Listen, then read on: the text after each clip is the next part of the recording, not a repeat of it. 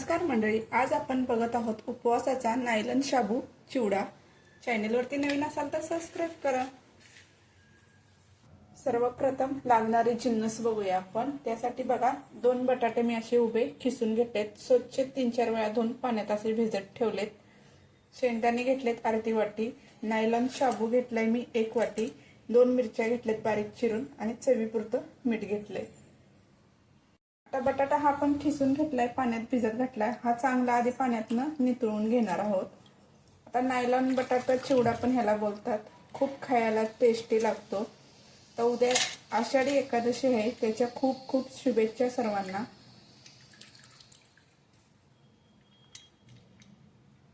बघा, अशा पद्धतीने आपण नितळून एका डिश मध्ये घेतलाय। बटाटा आपण खिसून जो पाण्यात भिजत ठेवला होता तो चांगला असा नितळून एका डिश मध्ये घेतलाय।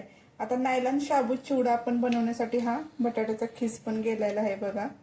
आता आषाढी एकादशीच्या तुम्हा सर्वांना खूप खूप शुभेच्छा। एका कढईमध्ये बघा आपण तेल गरम करायला ठेवले।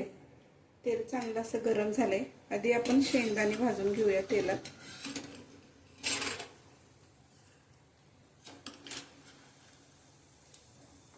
गॅस मिडियमच ठेवायचा।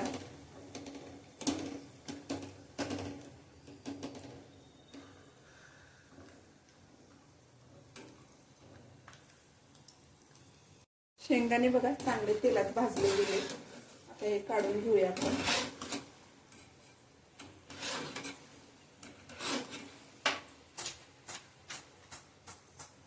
त्यावरती थोडंसं मीठ सोडायचं आहे। एका डिश मध्ये काढून घेऊया।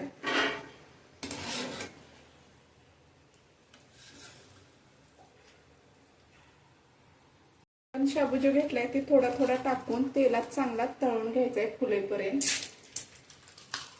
चांगला खुसखुशीत होतो।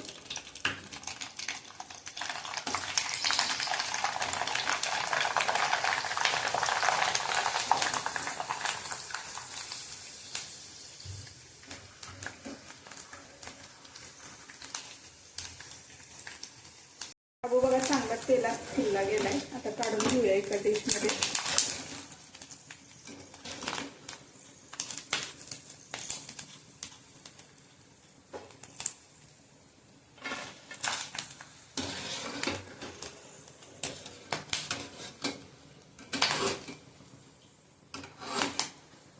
अशा पद्धतीने बाकीचा पण जो आपला आहे नायलॉन शाबू ते सर्व भाजून घेणार आहोत।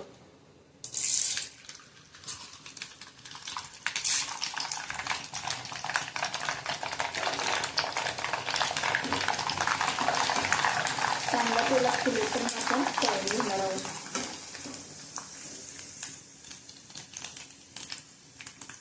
बघा, काढून घेणार आहोत। तेल चांगलं नितळायचंय।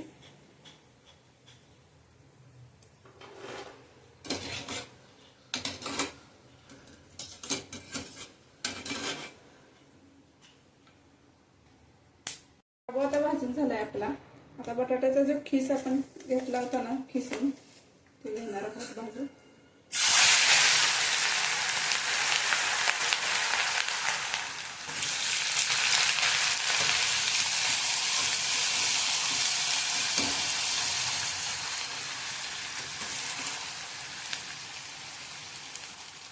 त्याचा खिस पण आपण तेलात बघा चांगला भाजला गेलाय, काढून घेऊया।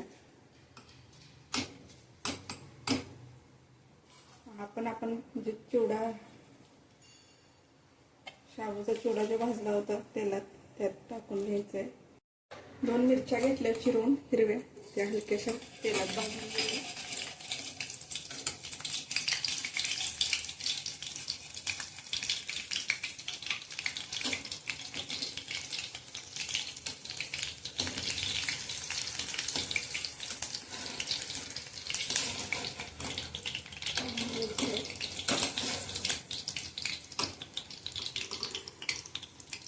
शाबू चिवडा आपण सर्व तेलात चांगला तळून घेतलाय बघा।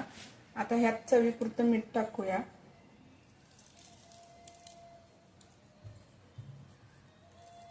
चांगलं एकत्र करून घ्यायचंय।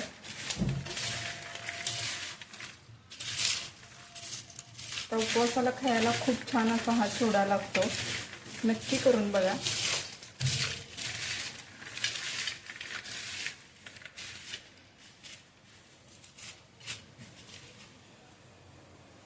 नायलॉन शाबूचा चिवडा आपला तयार आहे बघा. छान असा खुसखुशीत असा झालेला आहे. आजची रेसिपी कशी वाटली ते नक्की सांगा. लाईक करा, शेअर करा, सबस्क्राईब करा. आवडलं असेल तर एक कमेंट करा.